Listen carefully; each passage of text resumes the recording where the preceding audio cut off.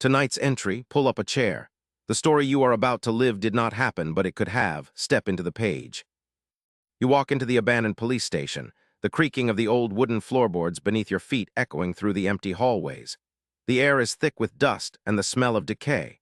You can't help but feel a sense of unease as you make your way to the front desk, the only sound being the soft hum of the old fluorescent lights above. You've been hired to take the night shift, to keep an eye on the place until it's demolished in a few weeks' time. The officer who briefed you warned you about the station's history, about the cases that were never solved, the lives that were lost. You try to shake off the feeling of being watched, telling yourself it's just your imagination playing tricks on you. As you settle into the old chair behind the desk, you notice the remnants of a long-abandoned investigation, old case files, dusty evidence bags, and faded photographs. You start to sift through the files, trying to make sense of the chaos. The cases are old, some dating back decades, but one in particular catches your eye, a young girl who went missing in the 1950s. Her picture stares back at you, a haunting smile that seems to follow you as you move. You can't help but wonder what happened to her, what secrets the station might still hold. The silence is oppressive, punctuated only by the occasional creak of the old building. You try to focus on the task at hand, but your mind keeps wandering back to the girl, to the mystery that surrounds her disappearance. As the night wears on, you start to feel a sense of restlessness, a feeling that you're not alone in the station.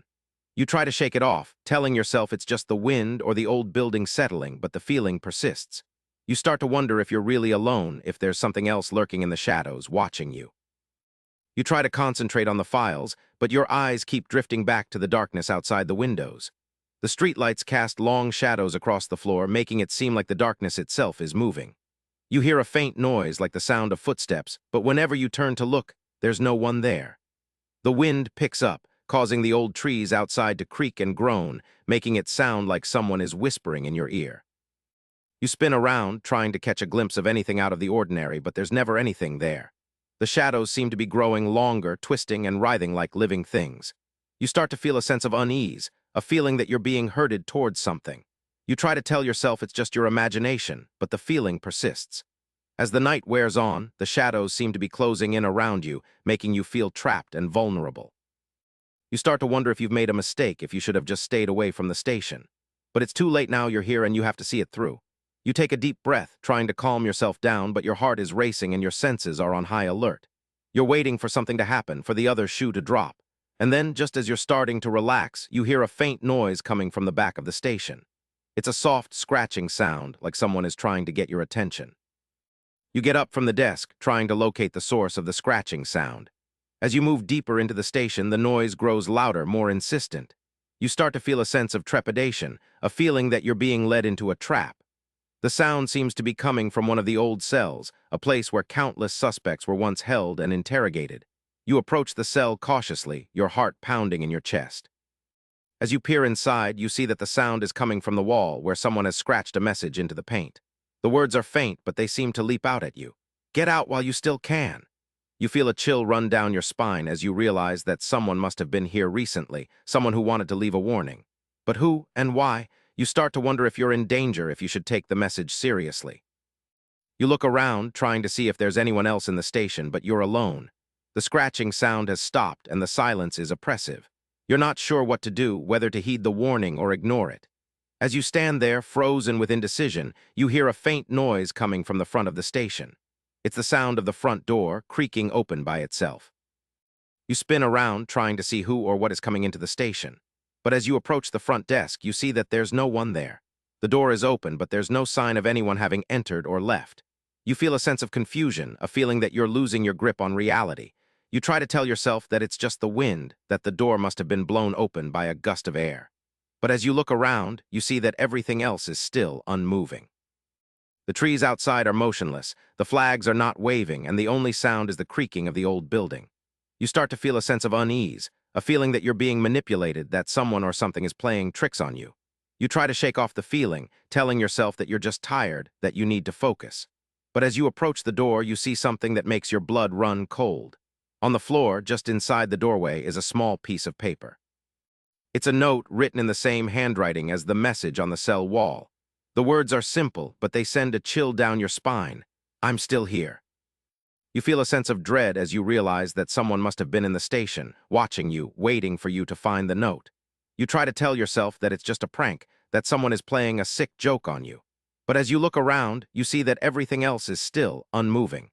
The note seems to be the only sign of life in the entire station. You start to wonder if you're really alone, if there's someone else here with you. You try to call out to see if anyone will answer, but your voice is hoarse, barely above a whisper. You clear your throat, trying to speak louder, but the words catch in your throat. You're not sure what to do, whether to try to find the person who wrote the note or to get out of the station as fast as you can. As you stand there, frozen with indecision, you hear a faint noise coming from the back of the station. It's the sound of footsteps, heavy, deliberate footsteps. They're coming from the cells, from the same place where you found the message on the wall. You try to move to get out of the way, but your feet feel rooted to the spot. The footsteps are getting louder, closer, and you can feel your heart pounding in your chest. You're not sure what's coming, but you know it's not good. The footsteps stop right outside the cell where you found the message, and you can feel a presence, a malevolent force that's watching you. You try to turn to face whatever is coming, but your body won't respond. You're frozen, paralyzed with fear. And then, just as suddenly as they started, the footsteps stop. The silence is oppressive, a heavy blanket that's suffocating you. You're waiting for something to happen, for the other shoe to drop. And then you see a figure standing just outside the cell. It's a woman, tall, gaunt, with eyes that seem to bore into your soul. She's dressed in old-fashioned clothing, and her hair is styled in a way that seems to belong to another era. You try to speak, to ask her who she is, but your voice is caught in your throat. The woman doesn't seem to notice you, doesn't seem to care that you're there. She's focused on something else, something that's beyond your comprehension. You try to follow her gaze to see what she's looking at, but there's nothing there. Just the old cells, the dusty air, and the feeling of decay. The woman starts to move, gliding across the floor with a slow, deliberate pace. You try to follow her to see where she's going, but your feet feel heavy, unresponsive.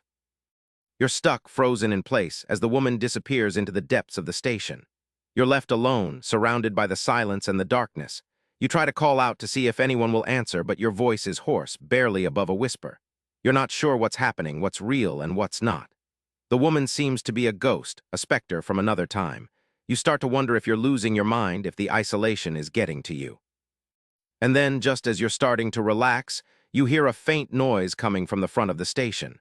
It's the sound of the front door, creaking open once again.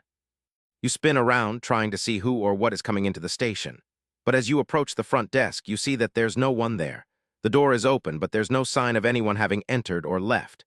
You feel a sense of confusion, a feeling that you're losing your grip on reality. And then you see it. A small piece of paper lying on the floor just inside the doorway. It's a note, written in the same handwriting as the message on the cell wall. The words are simple, but they send a chill down your spine. You should have listened. You realize too late that the woman was trying to warn you, to tell you something. But what? You look around, trying to see if there's anything else, any other clue. And then you see it. A small, hidden door concealed behind a row of old filing cabinets. The door is slightly ajar, and you can see a sliver of light coming from the other side. You push the door open, and a musty smell wafts out. You step inside and find yourself in a narrow, dimly lit corridor. The air is thick with dust, and the walls are lined with old, faded photographs. You start to walk, your footsteps echoing off the walls, and then you see it. A small, leather-bound book lying on a dusty shelf. You pick it up and start to read. The words are old, yellowed with age. But as you read, you realize that the book is a diary, a record of the events that took place in the station. You read on, your heart pounding in your chest. And then you see it. An entry dated from the 1950s. An entry about a young girl who went missing in the station. You realize too late that the woman was the girl's mother and that she had been trying to warn you about the station's dark past. You feel a sense of dread, a feeling that you're trapped in a nightmare from which you can't wake up. And then everything goes black. Another entry, another life that was not yours, until next time.